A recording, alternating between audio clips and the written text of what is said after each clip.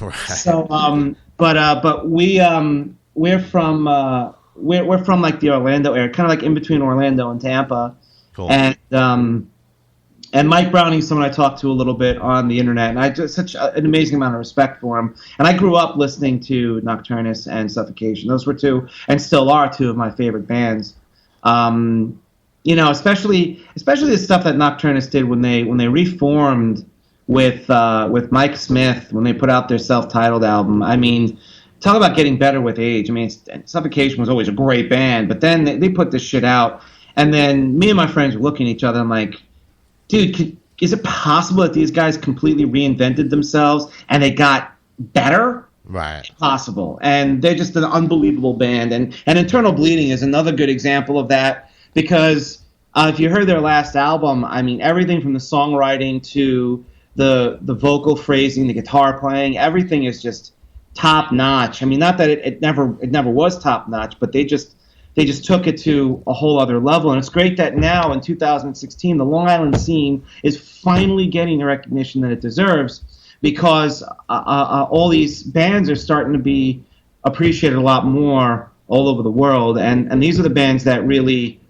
are the reason why I'm doing music now. Without these bands and what they did, then we're not having this conversation, because they're the ones that set the standard, with or without brass instruments. But they did an absolutely phenomenal job, and I'm really glad that you brought up Suffocation, because they're just an unbelievable band. Yeah, I mean, they're pretty much the they were the most extreme thing back then. I was friends with the guitar player, Doug, the original guitar player, Doug Cerrito, through another guy. That's how I met them. But I remember going to their rehearsals and stuff, and it was crazy. But yeah, I mean, they definitely set the standard for all of that. So I'm from Long Island, Internal Bleeding and stuff. Those guys been doing this shit a long time. So it's, I'm not too familiar with everything that's going on up there, but it's good to see, I see them posting on Facebook and doing tours outside the country and stuff. Yeah. So that's a good thing to see them still going at it after all these years. Well, what's great about Suffocation, I think a lot of people overlook this, is that regardless as to the brutality of their riffing and their playing and how extreme their music is, Suffocation is a band that just corners the market on songwriting in brutal music. Right. You listen to a lot of the bands that are kind of what I consider more offshoots of Suffocation, and they don't have the same sort of impact. Like, you'll listen to a song from XYZ death metal band, and you're like, hey, this is cool, this death metal, this is awesome. Then you listen to Suffocation, and it does something to you. Like, you walk away from that listening experience where, like, you're a changed person. And that's something that it's very, very, very hard to get that in metal, where you got not just the most extreme sounding band or the extreme style of music, but also a band that is better than almost every other band out there in songwriting. Like, they know how to write a song. And they've been, you go all the way back to Human Waste and to Effigy of the Forgotten, and every single song that they've ever written, even though it's a very similar style, it's a very rigid, a very, like, almost uncompromising style, every single song has its own personality, has its own style, its own flavor, and it's like they don't ever reuse or overuse ideas, and it's absolutely brilliant. And that's something that I always admired about that band, because they could be so heavy and so aggressive, and they could beat you down with these unbelievable heavy riffs, kind of centered around this beautiful song structure and this incredible underlying of melody. I don't know any other band over the past 20 years that has been able to do that consistently. Every single album, everything that they put out is unbelievable quality, unbelievable songwriting, unbelievable musicianship. And they've been doing it since 1989. Yeah. And this is like the band that set the standard for what extreme death metal and what extreme music is. And that's if I'm in a situation where I need to go and take the stuff that I'm writing with this band, I'm sitting there and I'm listening to it. If it doesn't make me feel like even a fragment, a tiny little fragment of the way that I feel when I listen to like something off of Breeding the Spawn or like Throne of Blood, if it doesn't give me that sort of feeling, then I know that I'm not doing something right. That I know I need to go back to the drawing board. And it's Suffocation that sets the standard for everybody in extreme metal and extreme music. That's the band that you want to emulate, that you want to aspire to be, because they just have everything going, and they never, ever, ever got the credit that they deserve. And it's great to hear that there are other people out there who give them credit, because I mean, they're legends to musicians who grew up in the extreme metal scene on Long Island. Legends. Yeah, like, absolutely. You cannot get a more dedicated fan base to that particular scene anywhere else in the world. It was unbelievable how dedicated the fans are to that band, because they put their heart and soul into everything that they do, and they will make the sacrifices in order to make this happen. And all sorts of things were pushing against them over the past couple of decades, and they still keep coming back. And no matter what happens, that band is still right there. And Frank the Tank is like the voice of death metal. And that guy right there, I give that guy so much credit, and that's one dude you do not want to mess with. You know what I mean? He's one tough SOB. Yeah, no, it's great that you have a passion for them and stuff, and that was an excellent breakdown of that band. So, I mean, they're definitely legends, and I mean, just from growing up on Long Island myself, I mean, and going to their shows and stuff, it's definitely they're definitely a great band. There's no denying that. So. Yeah, Suffocation, Pyrexia, Internal Bleeding, Immolation, Dehumanized, Disfigured, Repudiation, Mortal Decay, all those bands from the New York, tri-state, kind of New Jersey area. I mean, you'll never, ever, ever see that again anywhere in the world. That's a once-in-a-lifetime collection of unbelievable bands that just quality after quality after quality. And they've never gotten the credit they deserved. And there are so many bands that are popping up now that you listen to them and you're like, oh my God, dude, that's Mortal Decay. Oh my God, that's a great riff from Pyrexia, Sermon of Mockery. And they never got the credit they deserve. And if there's anything that I can do in my career, it's to try and give a little bit of credit to those guys out there, because I owe them a lot as a musician, and I owe them a lot as a fan.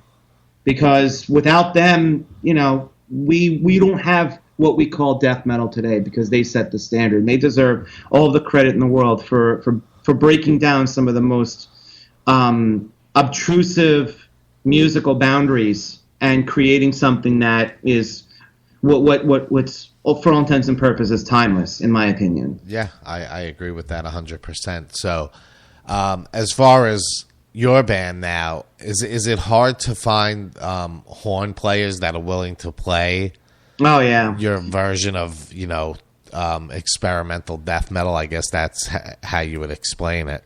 Yeah, I guess so. I mean, we've kind of settled into the term brass metal. It's difficult for us to find brass musicians who will play metal. It's even more difficult to find brass musicians who will play metal who can. Right. Because, like I said, this stuff is really not easy, and we have a couple of really serious permanent members now. Becca and John Frost are really like the two main brass players right now. And John Frost plays trombone and trumpet and a variety of other different instruments. And Becca is kind of like our superhero, because she plays a bunch of different instruments. She plays trombone, euphonium, baritone, trumpet, tuba, marching baritone, marching French horn. She can do just about anything. And we have a new trumpet player who jumped on board. Her name is Kelly, and she's a professional trumpet player who plays all up and down in Florida. Danny's our tuba player, and he also plays euphonium. He's in Georgia, so he comes down to play with us whenever he can. Drew plays an instrument called chimbasso, and chimbasso's like, I have no idea how to describe it, but it's like a cross between a tuba and a bass trombone. I mean, the thing looks like he's walking around with a cannon. It's a truly beautiful instrument, and there's only 2 or 3 people in the entire state that actually play the instrument or own the instrument. And and Robin was our tuba player on the recording, and she's out in Missouri. And one of the people she goes to school with, Austin, she actually teaches at the school, and Austin is a student on trumpet. So we have a really good pedigree of brass players on our team, and we have a couple of professors, a couple of people with postgraduate degrees, and they put a lot of time into it, and some of these guys are professional musicians, and they'll come and they'll play with us. And the big problem that we have is that there's not really a lot of money in metal, especially when you're a pilot project, and especially when you're playing out and you're a band that doesn't have the backing of a lot of corporate money or something where you're getting sponsored by record labels or whatnot. So there's really no money in this, and a lot of the brass players out there, that's what they do full time. They go and they play a gig and they go home with money. And I got to give these guys a lot of credit for not giving me a hard time about that, because I've invested over $30,000 of my own money, plus whatever the fans have donated, and about $2,000 in the funding campaigns. And these brass players are really incredible with their dedication. So another thing too that I think is really interesting is that we've had a couple of women play with us, Rebecca and Robin especially, and now Kelly. And what I always found kind of unusual is that you look at this. I guess it's maybe a little bit of a gripe that I have, but you look at the entire scene now and how it's very focused on female-fronted bands, and there's this big kind of push or promotion to get the word out about female-fronted bands and to give women credit for playing in metal. Right. And I think that's wonderful. But we have not, in 2 years, let's say the last 19 months, we've had 3 women play with us that are absolutely top-notch musicians. I mean, Robin is a professor of tuba. She was one of the best tuba players in Florida, if not the best tuba player in Florida. And Becca plays like 5 different instruments. And we have not had one interview about either of these girls. We've not had any sort of promotion or anything where any of these female rock or metal musician websites or radio stations really kind of take an interest in the fact that we have female musicians in the band playing extreme music, playing brass in an extreme death metal band.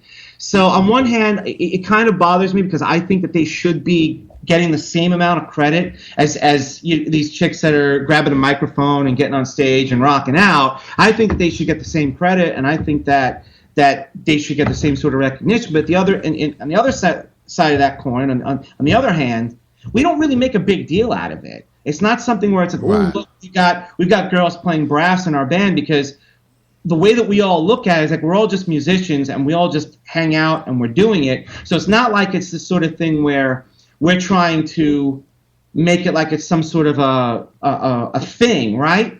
Because we already have brass players, and that's a little bit unusual, and half of them are female, which is something that is really remarkable when you look at the amount of musicians. Most of the musicians in rock and metal are male, and the fact that we have an obscure set of instrumentation and half of them are women in a death metal band.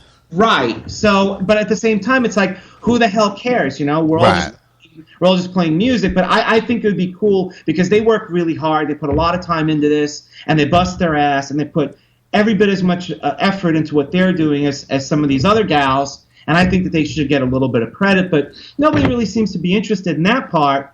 They're much more interested in the musical aspect, which I kind of like too, because it makes it much more about the music and not so much about these external things that other people might perceive as a gimmick. Right. And I think it's awesome that we're getting when we talk about the band, we're talking about the music, or we're talking about the scene, or we're talking about other bands that we like or that we're influenced by. We're not talking about like a lot of this external crap that really doesn't have anything to do with the music. So I like that, but I think just for the benefit of the people in my band, I would like to see them get a little bit more credit as some of these other people, but they don't even really seem to be bothered by